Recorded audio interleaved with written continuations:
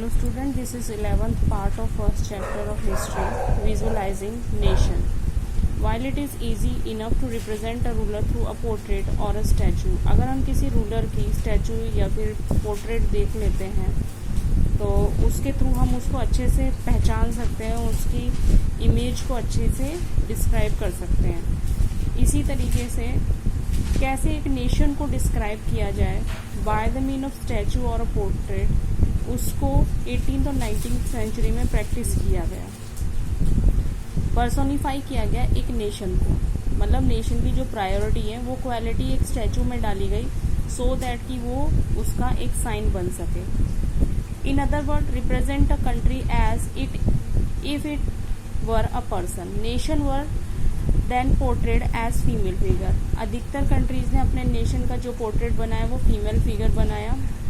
Female form that was chosen to personify the nation did not stand for the particular woman in real life।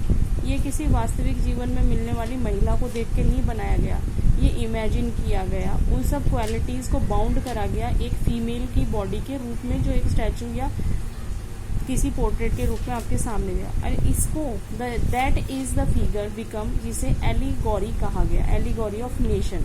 That means एक ऐसा personify करना nation का vision, nation की image in particular female portrait, तो उसको हम कहते हैं एलिगोरी। एलिगोरी की डेफिनेशन यहाँ नीचे भी दी हुई है।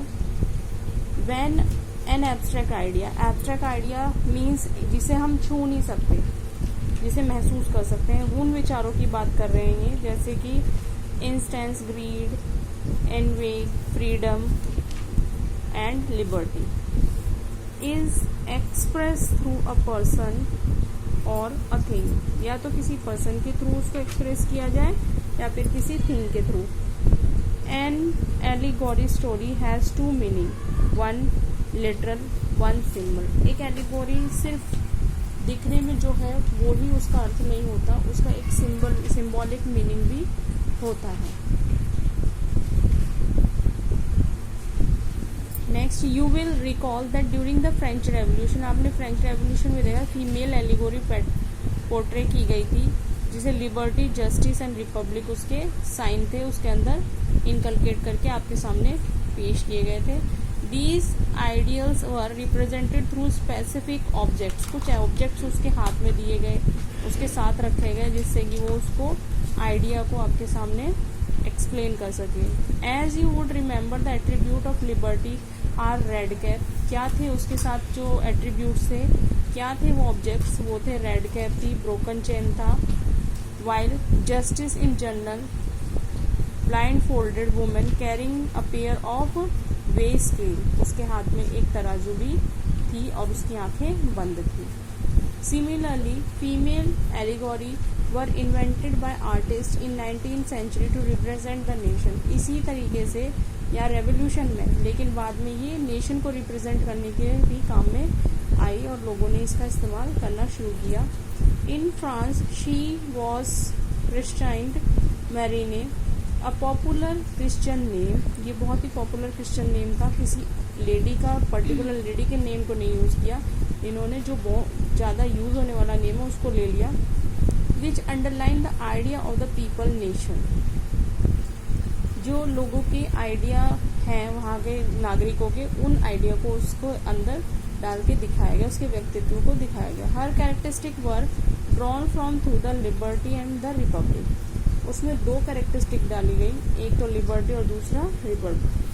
The red cap, the tricolour and the cockade statue of Marianne were elected in public square to remind the public the nation symbol of unity, persuade them to identify with it.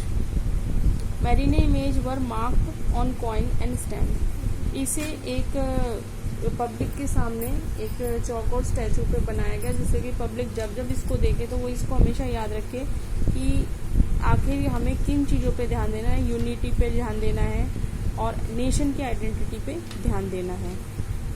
इस image को ज़्यादा से ज़्यादा popular करने के लिए coin और stamp पे भी लगाया गया। सिमिलरली ऐसी जर्मन में जर्मेनिया है, विजुअल रिप्रेजेंटेशन देती है ये अपने नेशन की। Germania were crown of oak leave, इसका जो क्राउन था यहाँ पर आपको दिखाया गया है, इसमें ये जो क्राउन है ये ओक लीव का है। As the German oak stand for heroism, क्योंकि जो ओक है वो हीरोइज्म के लिए स्टैंड।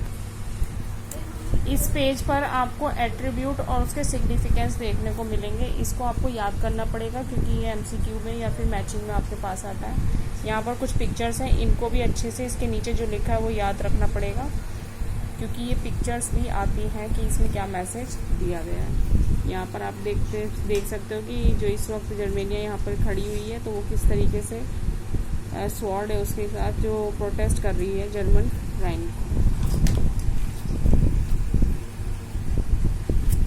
अगर मैं विजुअलाइजेशन को थोड़ा सा समराइज करूँ तो इसमें पॉइंट्स बनते हैं। Nation begins with a portrait of female figure called allegory. Idea like liberty, justice, republic to were personify as female figure.